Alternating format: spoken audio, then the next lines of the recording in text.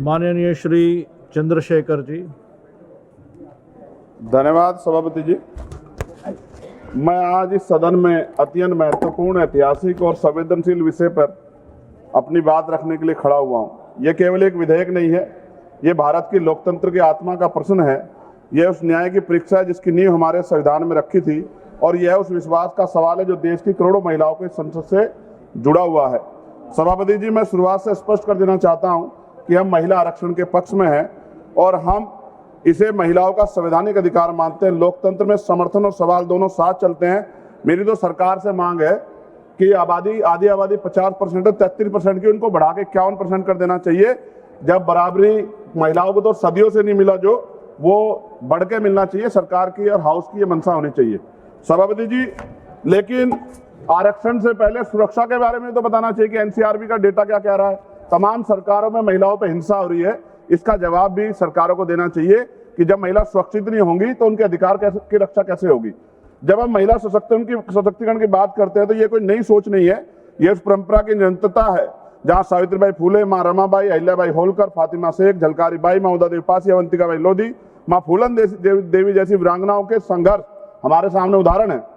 बाबा साहब अम्बेडकर जी ने संविधान बनाते हुए कहा था कि हम एक ऐसे संविधान को बना रहे हैं जहां हर नागरिक को समान अधिकार देगा, चाहे वह पुरुष हो या महिला। हमें याद रखना चाहिए, उन्होंने कहा था कि मैं किसी भी समाज की प्रगति को महिलाओं की प्रगति से मापता हूं। बाबा साहब अम्बेडकर जी ने सबसे बड़ा क्रांतिकारी कदम था वो हिंदू कोड बिल था। उन्होंने उसमें महिलाओं को संपत्ति में अधिकार, विवाह और तलाक में बराबरी, गोद लेने का पूरा अधिकार था।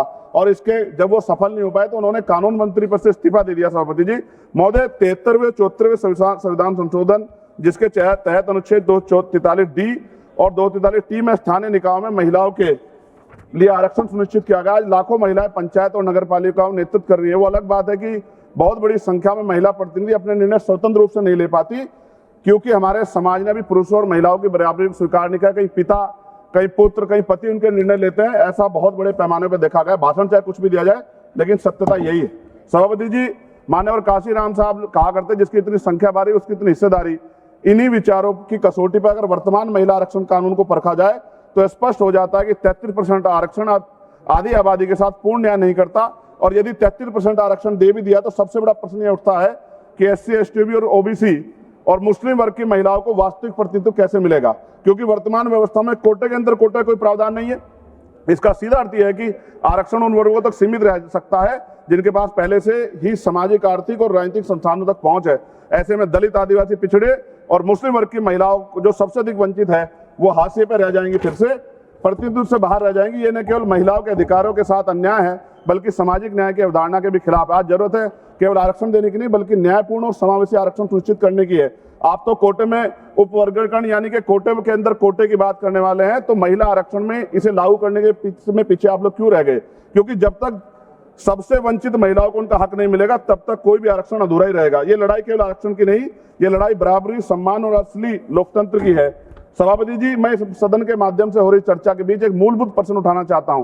सामाजिक न्याय की वास्तविक स्थापना कैसे होगी? हम सब जानते हैं कि बाबा साहब अम्बेडकर ने दलितों और वंचितों समाज के राजनीतिक सशक्तिकरण के लिए पृथक निर्वाचन की मांग की थी।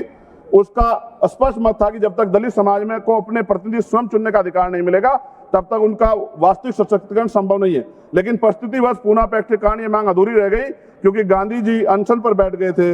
मैं इतिहास को नहीं दोहराना चाहता, लेकिन उस समझौते ने दलितों को आरक्षण तो दिया लेकिन स्वतंत्र राजनीतिक आवाज छीन ली। माननीय सभापति जी, बहुजन आंदोलन के महानेता काशीराम जी ने अपनी प्रसिद्ध पुस्तक चमचा युग में भी इस व्यवस्था की सीमाओं को उजागर किया है कि कैसे वर्तमान राजनीतिक ढांचे में दलित प्रतिनिधि अक्सर स्वतंत्र नहीं रह पाते, अपने समाज से ज्यादा अपनी पार्टी के प्रति समर्पित हो जाते हैं। यही हाल पिछड़े वर्ग के नेताओं का भी है। अगर आप सही मायने में दलितों को, महिलाओं को, पिछड़े वर्ग को आरक्षण देना चाहते हैं, लाभ देना चाहते हैं, अगर आप वास्तव में उन्हें संसद में सतत रूप से लाना चाहते हैं तो वक्त आ गया कि उनके लिए पृथक निर्वाचन की व्यवस्था की जाए, क्योंकि बिना स्वतंत्र राजनीतिक प्रतिनिधित्व के आरक्षण केवल एक संख्या बनकर रह जाएगा, सशक्तिकरण नहीं बन पाएगा। अगर हम सच में सामाजिक न्याय चाहते तो हमें आधे अधूरे समाधान नहीं बल्कि साहसिक और मूलभूत निर्णय लेने होंगे। उसके लिए पृथक निर्वाचन की व्यवस्था करनी पड़ेगी। लोकसभा की तरह सभापति जी, राज्यसभा की सीटों में वृद्धि होनी चाहिए।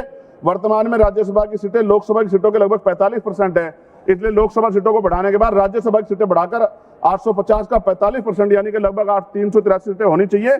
सरकार ने अगली जनगणना में, जब गृह मंत्री बोल रहे थे उन्होंने कहा था कि जातिगत जनगणना कराएंगे, वादा किया था अगली जनगणना में SC ST OBC की जनगणना की जनसंख्या की गणना के बाद अब समय आ गया है कि राज्यसभा, विधानसभा, विधान परिषद में भी SC ST की तरह OBC वर्ग के लोगों को जनसंख्या के अनुपात में आरक्षण दिया जाना चाहिए, जहां जहां भी अब तक लागू नहीं है। और पिछड़ी और अति पिछड़ी जातियों को भी लोकसभा और विधानसभा में आरक्षण की व्यवस्था हो जैसे SC ST के लोगों को है।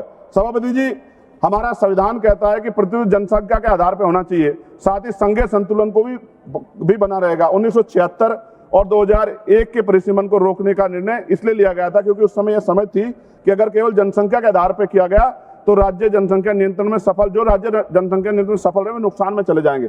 सरकार तो कहती है कि ये प्रक्रिया निष्पक्ष होगी, लेकिन सवाल उठता है क्या इसके लिए सभी राज्यों का व्यापक परामर्श हुआ? क्या कोई सर्वदलीय समिति बनाई गई? क्या राज्यों की सहमति ली गई? अगर नहीं तो ये प्रक्रिया सहमति से नहीं, सख्ती से लागू की जा रही है। मेरी मांग है कि परिसीमन से पहले सर्वदलीय समिति बनाई जाए, राज्यों के बीच संतुलन बनाए रखने के लिए कोई फॉर्मूला तैयार हो। और मेरी मांग है कि राज्य पुनर्गठन के प्रस्ताव है सरकारों के पास, ये परिसीमन से पहले राज्य पुनर्गठन के बारे में सोचा जाए, क्योंकि इतने बड़े बड़े प्रदेशों में उनका भला नहीं हो सकता है। इसलिए बेहतर प्रदेश बनाने के लिए हमें पुनर्गठन के बारे में सोचना चाहिए। सभापति महोदय, महिला आरक्षण कोई राजनीतिक कार्यक्रम नहीं है, महिलाओं का अधिकार है, इसे वोट बैंक की राजनीति से ऊपर उठकर देखना चाहिए। और अखिलेश जी, सभापति जी खत्म करते हुए, अखिलेश जी यहाँ बैठे हुए हैं, मैं उनसे भी आग्रह करूंगा, राजनीति में one vote one man one vote one value के सिद्धांत पे लोकतंत्र टिका हुआ है। आप देखिए कि दिल्ली की आबादी क्या है और उनको मिल क्या रहा है। हम साउथ के प्रदेशों की चिंता करते हैं, लेकिन क्या ये जो हमारा प्रदेश है, उत्तर भारत है, क्या इधर नहीं देखना चाहिए? अगर हम लोग करीब से देखेंगे अखिलेश जी, तो 2011 की जनगणना के अनुसार ये समझिए कि उत्तर प्रदेश की आबादी 20 करोड़ थी उस समय, और 20 करोड़ का मतलब हमें आज 140 सीटें मिलनी चाहिए। राजस्थान के साथ भी छल हो रहा है, मध्य प्रदेश के साथ भी, बिहार छत्तीसगढ़ के साथ भी, हरियाणा के साथ भी, पंजाब के साथ भी। मेरी ये मांग है कि हम राजनीतिक भाईचारा निभाते हुए ये ना भूल जाए कि हमारे प्रदेशों के क्या हाल है। आप समझ के देखिए, एक MP कितने क्षेत्रों को कवर कर सकता है? इतनी बड़ी बड़ी लोकसभाएं बनी है। तो ये आज आवश्यकता है कि हम उत्तर का भी ध्यान रखें, हम लोग नॉर्थ का भी ध्यान रखें, और ऐसा कॉमन मिनिमम प्रोग्राम बनाए जिसमें उत्तर प्रदेश का जो 20 सीटों का नुकसान हो रहा है, अगर ये लागू हो जाएगा तो भी वो 20 सीटों का नुकसान की भरपाई कैसे होगी, इसके बारे में ध्यान रखते हुए, और पिछड़े वर्ग की महिलाओं को, मुस्लिम वर्ग की महिलाओं को, और पिछड़े और अति पिछड़े समाज को लोकसभा और विधानसभा में भी आरक्षण की व्यवस्था करानी चाहिए। ऐसी मेरी मांग है। बहुत बहुत धन्यवाद। जय भीम, जय भारत, जय संविधान। बाबा साहब अम्बेडकर जिंदाबाद। मान्यवर काशी राम साहब अमर रहे। देश दुनिया की रखी खबर हर रोज हर शाम कानो कान सुनते रहें द लेंस पॉडकास्ट। रहे अपडेट लेंस के साथ।